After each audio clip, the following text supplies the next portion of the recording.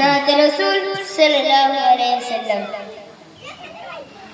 शामिरी कन्ना अल्लाह ताला देखो केमन শুনে নেয় বহু বছরের খবর হতে বিবিকে তুলে দেয় চোখের পানি আল্লাহ গনির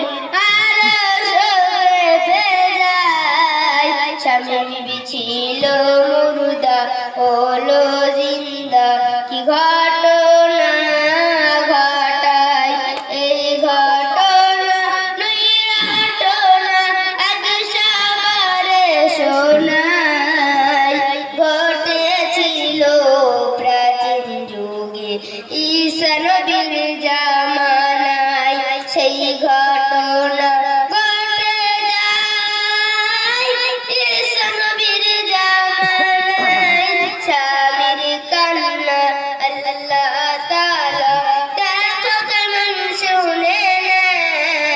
বহু বছরের খবর হতে বিবিকে তুলে দেয় পিম্পিরিরি বাজলো বাঁশা এক স্বামী বধুরামণি বলতো লোকে মহাসুখে আছে গো দুজনি হঠাৎ এক অজান রোগে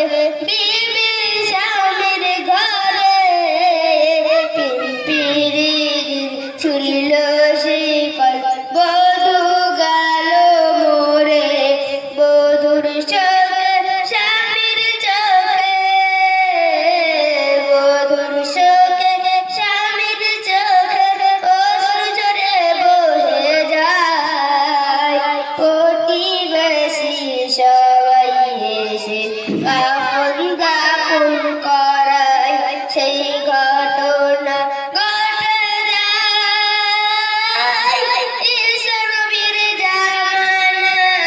স্বামীর কান্না আল্লাহ তাআলা দেখো কেমন শুনে নেয় বহু বছরের কবর হতে বিবিকে তুলে দেয় বিবির চোখে ধুকে ধুকে স্বামীকে দেওয়া সহায় আল্লাহর কাছে দুয়া করে আর কবর ধরে পড়ে রয় বহুদিন পরে রাস্তা ধরে ঈসা নবী চলে কে কাদরে কবর ধারে নবী তারে বলে কেঁদে কেঁদে নবীর কাছে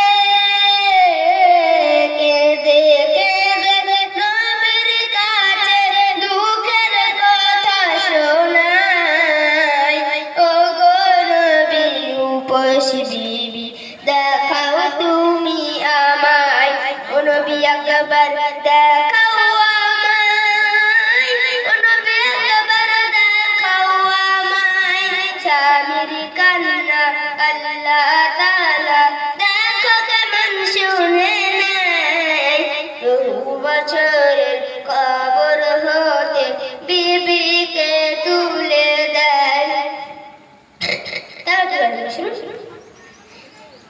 কুম বিসমিল্লাহ বলে নবী মুর্দা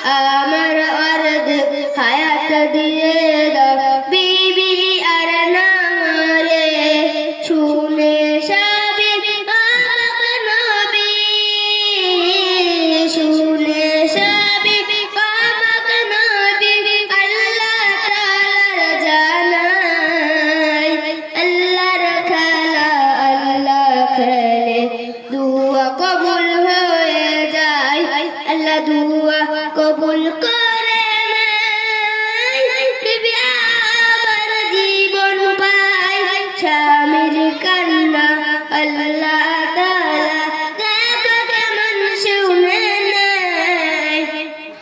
বহু বছরের কবর হতে বিবিকে তুলে দেয়। দেখে বলেছিল যখন হাত দিয়ে যখন দুজন জঙ্গলের দিকে চলে গেল, যখন অত্যন্ত কষ্ট হয়ে গেল, তখন এখন গাছের নিচে বিশ্রাম নিল। তারপর কি করে শুনো,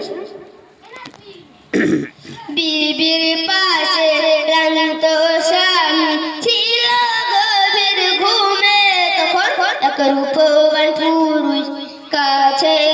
এলো ঘোড়া থেকে নেমে,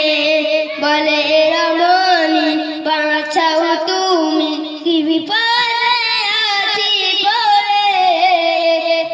এক ডাকু দেখিয়ে চাকু এনেছে আমায় ধরে, নিয়ে যদি যাও গো আমায়,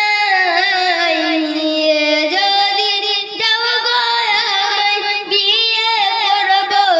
তোমায়। সেই কথাই দুজনে চলে যায় চোরে সাথে ঘোড়ায়, দুজন বিয়ে করে নেয়। স্বামী আবার ভাসে কান্নায়, স্বামীর কান্না আল্লাহ তাআলা দেখো কেমন শুনে নেয় বহু বছরের কবর